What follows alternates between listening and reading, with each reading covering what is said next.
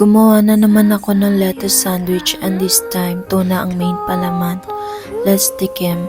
And obviously, it's masarap, kaya let's do it. Gumamit ako ng 3 lettuce leaves tapos binudburan ko ng salt. Common lang ang ingredients nito, I'm sure makakagawa kayo. Pagkatapos kong hiwain ng cucumber, hiniwa ko na din ng pa-cubes ang red onion.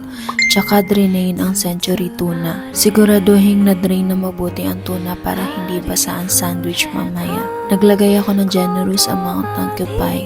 At doon ko dinagdag ang red onion. Haluin at sprinkle ng paminta. Tsaka ilagay sa lettuce. Ipatong ang tuna, cucumber, at corn na pampadami, at cheese. Burger cheese ang gamit ko kasi wala kaming Eden.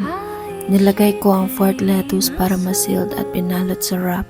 Since baguhan pa lang ako sa paggawa ng sandwich na to, hindi pa ako masyadong magaling magpalo.